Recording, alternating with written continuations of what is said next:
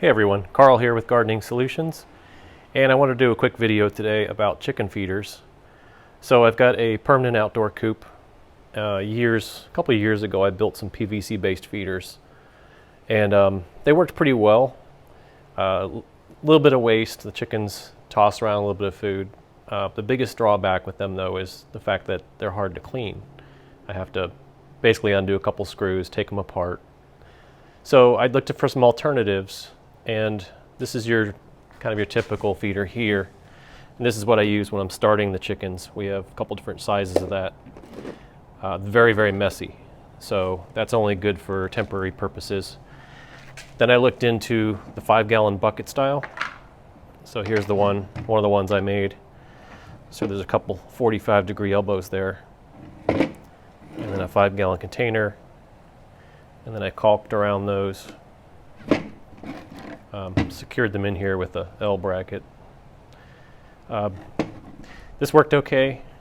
They were still wasting quite a bit though. And when I was at the feed store, I was talking to the guy there, and he recommended this one right here. And I'll tell you what, this has been absolutely phenomenal. It works great, no waste, has a large capacity. So this is a 17.5-pound version.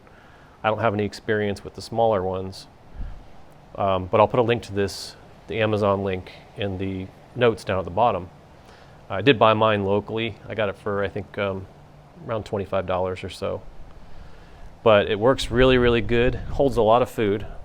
So since we only have 5 chickens right now, I only fill it up about maybe a third of the way, maybe closer to half. That lasts a couple weeks. There's just no waste with it. And this feeder has already paid for itself just in the amount of food that it's saved. In fact, when we first put it in there, I was surprised. I thought maybe the chickens weren't eating because we weren't going through much food. But turns out they were, and just without the waste, it's cut our food consumption down at least by half. So they were really dumping a lot of food on the ground before, and it would get wet and get dissolved, so you really couldn't tell. Anyways, it's a great feeder. I highly recommend this if you've been looking for a solution. So again, I'll put a link for it down at the bottom. And if you have any questions, or if you've used this kind of feeder or had success with any other types, go ahead and make a comment down below. I'd like to hear about it.